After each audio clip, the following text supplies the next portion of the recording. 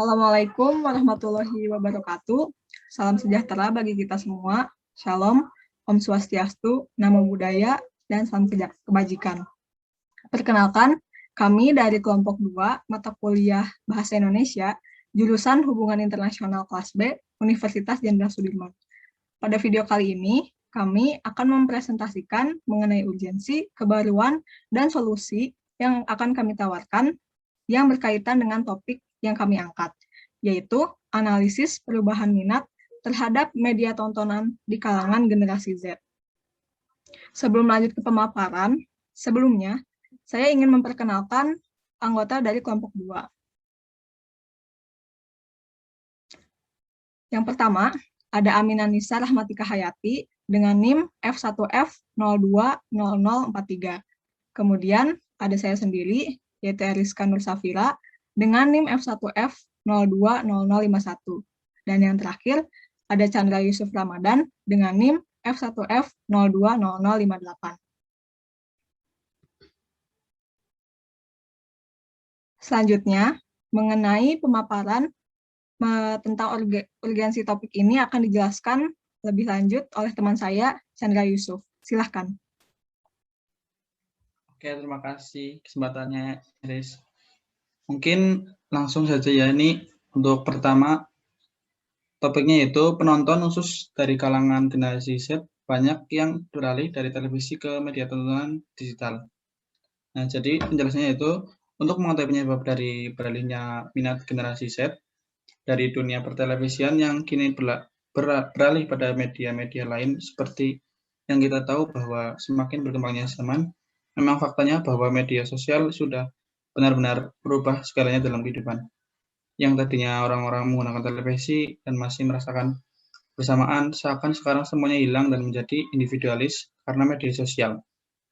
Dan ada juga website streaming, ada tayangan yang tidak sesuai dan tidak terkena sensor, sedangkan TV sudah terkena lembaga sensor.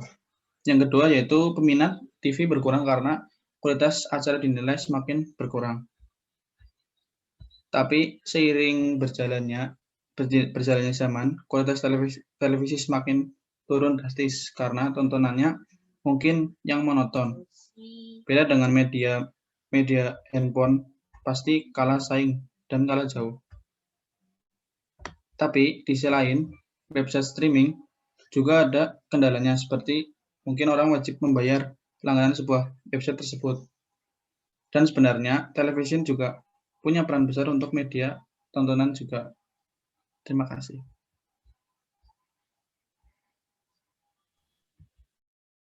Baik, terima kasih Chandra atas pemaparannya yang begitu baik.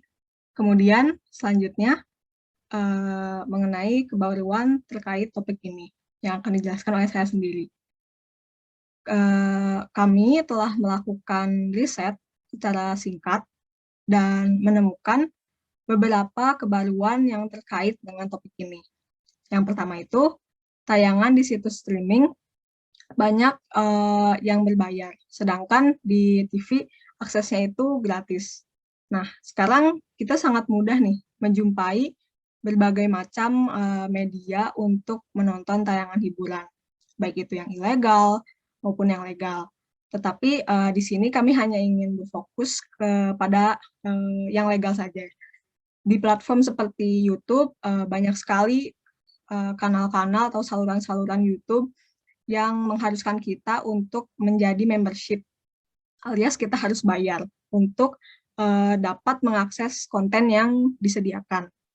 Tapi tidak hanya YouTube, dan kami juga menemukan ada situs-situs menonton hiburan lainnya, yaitu Netflix, yang sekarang saat ini sudah sangat terkenal. Kemudian ada Viu juga, ada video dari Indonesia, kemudian ada WeTV dari Thailand, ada Iki dari Cina, lalu ada Crunchyroll, dan masih banyak lagi. Sedangkan kalau di TV, kita tinggal menyalakan televisinya, kemudian kita tinggal memilih mau saluran apa yang mau kita tonton. Kemudian yang kedua, tayangan TV digital mulai banyak beredar. Nah, bahkan sekarang pemerintah ini mencanangkan bahwa seluruh televisi sekarang harus berubah menjadi TV digital. Tidak ada lagi yang namanya TV analog. Nah, kelebihan dari TV digital ini, menurut pemerintah, ini tampilan tayangannya yang ada di TV digital itu akan jauh lebih baik. Baik itu dari kualitasnya, dari visualisasi tayangannya, dari audionya, dan dari sinyal atau frekuensinya. Kemudian keuntungan lainnya juga tentang TV digital daripada TV analog ini, yaitu efisiensi frekuensi yang hendak dilakukan oleh pemerintah. Karena TV digital ini dapat diakses menggunakan internet. Tapi bukan berarti TV digital harus diakses menggunakan internet. Dan bahkan pemerintah memberikan solusi untuk tiap-tiap orang yang tadinya menggunakan TV analog untuk berubah ke TV digital, tidak perlu membeli TV digital atau TV LCD, LED, dan lain-lain. Tetapi hanya beli set-up box atau kotak yang bisa menyalurkan saluran TV ini menjadi digital. Kemudian yang ketiga, industri TV ini semakin merugi karena persaingan dengan situs streaming. Nah, pendapatan televisi ini kan dari iklan ya, teman-teman. Acara-acara yang ditayangkan di TV ini dinilai semakin berkurang gitu peminatnya. Bahkan banyak orang yang hanya menonton TV itu ketika siaran pertandingan olahraga, kayak bulu tangkis, sepak bola, atau dan lain-lain, dan juga ketika ingin melihat berita. Sehingga rating di acara TV itu jadi turun, dan hal tersebut juga berdampak pada pengiklan yang ingin memasang iklannya di TV. Sedangkan jika di situs streaming kita kan bebas memilih apa saja yang mau kita tonton. Kemudian yang keempat, konser musik dapat ditonton online melalui platform streaming, sedangkan TV belum dapat menayangkan konser musik. Hal ini terutama terjadi ketika pandemi COVID-19 mulai melanda. Banyak artis-artis yang menyelenggarakan konser secara daring, sedangkan TV masih belum mampu untuk menayangkan konser musik. Kemudian yang kelima, terkait dengan perbandingan ketersediaan tontonan antara situs streaming dan TV. Nah, hal ini terutama pada kecepatan ketersediaannya. Nah, kita ambil contoh seperti drama Korea dan anime Jepang yang sekarang ini sedang banyak sekali diminati oleh kalangan muda, terutama generasi Z. Terbukti bahwa situs-situs streaming yang legal itu lebih cepat menyediakan konten daripada TV. Selain itu, topik ini juga masih jarang kita jumpai, sehingga menurut kami, apabila kami mengangkat topik ini, akan sangat menarik dan akan menjadi suatu hal yang baru. Baik, selanjutnya mungkin solusi yang akan kami tawarkan dapat dipaparkan oleh Aminah Nisa. Silakan. Terima kasih Eriska atas kesempatannya. Saya di sini akan memaparkan berkaitan tentang solusi dari isu yang kami angkat. Yang pertama yaitu memperbaiki kualitas tayangan pada televisi. Seperti yang kita tahu bahwa pengaruh televisi ini sebagai media massa lebih signifikan dibandingkan dengan media massa lainnya. Hal ini disebabkan karena televisi sendiri hampir ada di seluruh rumah, siarannya mudah untuk diakses dan tentunya gratis. Dengan banyaknya halayak yang memiliki TV, seringkali hal tersebut menjadikan TV dimanfaatkan sebagai ajang promosi dan kampanye berbagai kepentingan. Berbagai cara juga dilakukan untuk menarik lebih banyak penonton, sehingga seringkali stasiun-stasiun TV mengabaikan etika dan tanggung jawab sosial mereka. Mereka tidak peduli apakah acara tersebut berkualitas atau tidak, memiliki nilai edukasi atau tidak, berpengaruh baik ataukah buruk. Yang terpenting adalah mereka mendapatkan lebih banyak jumlah penonton. Hal inilah yang menyebabkan masyarakat pun perlahan mulai meninggalkan media televisi. Oleh karena itu, memperbaiki kualitas tayangan pada televisi adalah prioritas utama dalam menanggapi isu yang kelompok kami angkat. Dan yang kedua, lebih selektif dalam menyaring acara. Seperti yang telah saya sampaikan tadi, bahwa saat ini banyak acara-acara di televisi yang tidak berkualitas. Hal tersebut tentunya memberikan pengaruh negatif terhadap masyarakat, terutama anak-anak dan remaja yang harus dilindungi. Di Indonesia, KPI atau Komisi Penyiaran Indonesia lah yang bertugas untuk menyaring siaran sebelum kemudian ditayangkan dan dikonsumsi oleh masyarakat. Mereka perlu lebih selektif dan juga memperhatikan nilai edukatif dan dampak tayangan yang disiarkan dalam televisi.